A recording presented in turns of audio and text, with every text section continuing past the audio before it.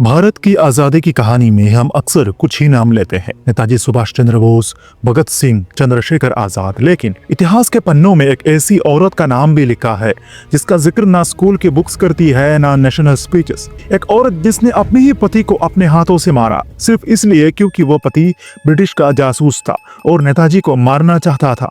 एक औरत जिसके जिस्म को नोच दिया गया, जिसकी इज्जत बार बार लूटी गई, जिसके सीने को चीरा गया, लेकिन जिसके मुंह से एक लफ्ज भी नहीं निकला नेताजी के खिलाफ। यह कहानी है नीरा आर्या की, आजाद हिंद फौज की पहली फीमेल स्पाई, इंडिया की फर्स्ट लेडी इंटेलिजेंस अफसर। और फिर आजादी के बाद ये औरत सड़क के किनारे फूल बेच के अपनी बाकी जिंदगी गुजारी। यह सिर्फ एक कहानी नहीं, ये एक कर्ज है। चलिए शुरू करते हैं भारत की सबसे भूली हुई वीरांगना नीरा आर्या की कहानी। दोस्तों, वीडियो को शुरू करने से पहले सब्सक्राइब जरूर कर देना और साथ ही साथ बेल आइकन दबाना मत भूलना। 5 मार्च 1902 उत्तर प्रदेश के खेका नगर, बागपत जिला, एक अमीर परिवार में जन्म लेती है नीरा देवी। पिता महावीर सिंह बड़े व्यापारी थे, माँ लक्ष्मी देवी सोने का चम्मच मुंह में था। लेकिन सिर्फ 8 साल की उम्र में माँ बाप इस दुनिया को छोड़ के चले गए।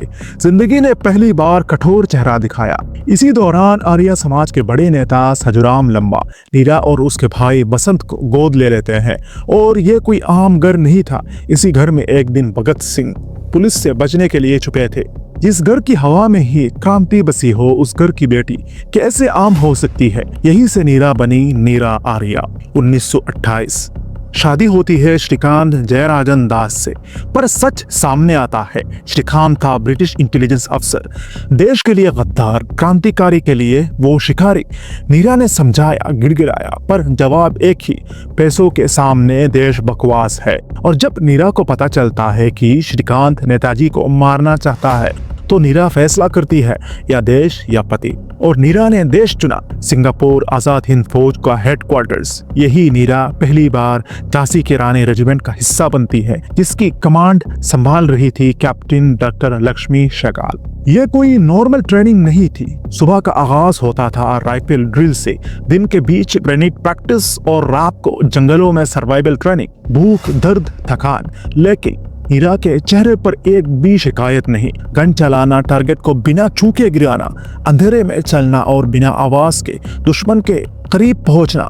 नीरा हर टेस्ट में बाकी सिपाहियों से एक कदम आगे निकल जाती थी। और यह बात नेताजी सुभाष चंद्र बोस की नजरों से छुपी नहीं रहती। नेताजी समझ जाते हैं ये लड़की सिर्फ सिपाही नहीं, यह स्ट्रेटेजी समझती है, ये दिमाग से लड़ सकती है। इसीलिए एक दिन नीरा को बुलाया जाता है और भेज दिया जाता है इंटेलिजेंस विंग में। यहीं से शुरू होती है नीरा की जिंदगी का सबसे खतरनाक सफर। यहाँ उन्हें सिखाया जाता है चुप कर रहना, चेहरा, आवाज, चलने का अंदाज बदलना, कोड लैंग्वेज में बातें करना, पकड़े जाने पर जिंदा ना पकड़े जाना। ट्रेनिंग के दौरान एक बात साफ कह दी जाती है, अगर दुश्मन के हाथ लग गए तो जहर खुद ही खा लेना। और इस ट्रेनिंग के बाद नीरा सिर्फ नीरा नहीं रहती, वो बन जाती है इंडिया के पहले फीमेल स्पाई। कभी मर्द की भेस में, कभी हिजड़ा बनकर, कभी मजदूर तो कभी फकीर। नीरा घुस जाती है सीधा ब्रिटिश अफसर्स की कैंप में। कान लगाकर सुनती थी उनके सीक्रेट प्लान्स, मूवमेंट, अटैक की टाइमिंग, और फिर उन सारी जानकारियों को कोडेड मैसेज के जरिए सीधा पहुंचाया जाता था नेताजी तक। एक गलती, एक स्लिप और सीधा मौत। लेकिन नीरा के लिए यह सिर्फ ड्यूटी नहीं थी, यह देशभक्ति का इम्तिहान था। और इस इम्तिहान में नीरा आर्या हर बार खड़ी उतरती थी। 1945 सेकंड वर्ल्ड वॉर का अंत, जापान की हार के साथ ही आजाद हिंद फौज टूट जाती है और उसी के साथ ब्रिटिश फोर्सेस के हाथ लग जाती है नीरा आर्या। पहले कलकत्ता की जेल, फिर जब अंग्रेज समझ जाते हैं ये कोई औरत आम कैदी नहीं है, तो उसे भेज दिया जाता है अंडमान का सेलुलर जेल, जिसे पूरी दुनिया काला पानी के नाम से जानती है। एक छोटी सी अंधेरी कोठरी जहां दिन और रात का फर्क तक महसूस नहीं होता। हाथ पीछे बंद कर घंटों तक लटका दिया जाता था, पैर जमीन को छूते भी नहीं। भूख से आंखें की आगे अंधेरा, प्यास से होठ फट जाते थे। और नीरा जो कठोर शुद्ध शाकाहारी थी, उसे जानबूझकर सड़ा हुआ बदबूदार गोश्त खिलाया जाता था, ताकि उसका धर्म, उसकी हिम्मत दोनों तोड़ दी जाए। रोज वही सवाल, वही चीख, नेताजी कहाँ है। लेकिन नीरा सिर्फ खामोश रहती, ना गुस्सा, ना डर, ना आंसू। एक दिन एक नया ब्रिटिश जेलर आता है, सवाल फिर वही, लेकिन इस बार तरीका और ज्यादा गंदा था। गालियां, अपमान, इंसानियत को कुचल देने वाली बातें, और जब नीरा से और सहा नहीं जाता तो वो उस जेलर के मुंह पर थूक देती है। बस यही पल था जब जुल्म अपनी चरम सीमा पर पहुंच गया। गुस्से से पागल होकर ब्रिटिश अफसर हुक्म देता है, इस औरत को सबक सिखाओ। कामाशाला से मंगवाया जाता है लोहे का ब्रेस्ट लीपर, और फिर इंसानियत शर्म से सर झुका लेती है। नीरा का दाहिना सीना बेरहमी से काट दिया जाता है। चीख, दर्द और फिर अंधेरा। नीरा बेहोश हो जाती है, लेकिन जब होश आता है तो फिर वही सवाल, नेताजी कहाँ है? और नीरा फिर भी खामोश। उसके बाद भी जुल्म रुकता नहीं।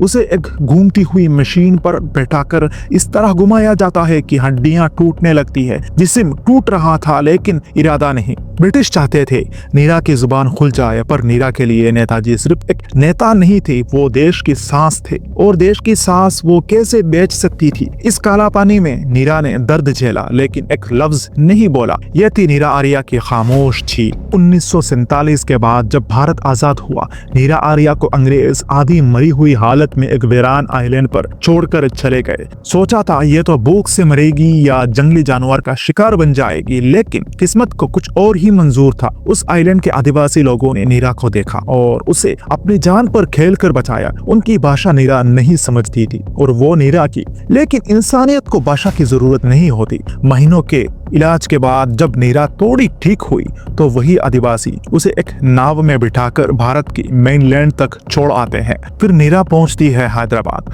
जहां उस वक्त निजाम की आर्मी का अत्याचार चल रहा था। देश के लिए लड़ने वाली नीरा कैसे चुप बैठती, एक बार फिर हाथ में बंदूक उठाई और हिस्सा बनी हैदराबाद लिबरेशन वार का। 1948 में हैदराबाद भारत का हिस्सा बना। नीरा ने सोचा शायद अब आजाद भारत उसे पहचानेगा, लेकिन यही सबसे बड़ा सच सामने आया। आजादी के बाद भी नीरा आर्या अकेले ही रह गई। ना घर, ना पहचान, ना इज्जत। जिस हाथ ने कभी राइफल संभाली थी, उस हाथ से सड़क के किनारे फूल बेचकर नीरा आर्या अपनी बाकी जिंदगी गुजारी। जब सरकार ने फ्रीडम फाइटर पेंशन देना चाहा तो नीरा ने साफ कह दिया, मैंने देश के लिए लड़ाई की है, भीख मांगने के लिए नहीं। मैं अपने आत्मसम्मान नहीं बेचूंगा। और वही भारत जिसके लिए नीरा ने सब कुछ कुर्बान कर दिया, उसी भारत की सड़कों पर वो खामोशी से जीती रही। 26 जुलाई 1998 उस्मानिया हॉस्पिटल हैदराबाद। 96 साल की उम्र में नीरा आर्या जिंदगी की आखिरी सांस लेती है। ना कोई परिवार, ना कोई अपना, ना कोई पहचान। हॉस्पिटल के एक कोने में ये खबर बस एक ऑर्डिनरी डेथ एंट्री बनकर रह जाती है। जिस औरत ने नेताजी के लिए अपना पति तक मार दिया, जिस औरत ने आजादी के लिए इतना दर्द, जुल्म और अत्याचार झेला, जिसकी खामोशी ने ब्रिटिश एम्पायर को हिला दिया, आज उसके लिए कोई रोने वाला भी नहीं था। उनका शरीर दिनों तक हॉस्पिटल के मुर्दाघर में पड़ा रहा, भीड़ में बेनाम लाश बनकर। आखिरकार कुछ पत्रकार और सामाजिक कार्यकर्ताओं ने यह सच जान लिया कि यह कोई आम औरत नहीं थी। वही लोग आगे आए और नीरा आर्या का अंतिम संस्कार करवाया।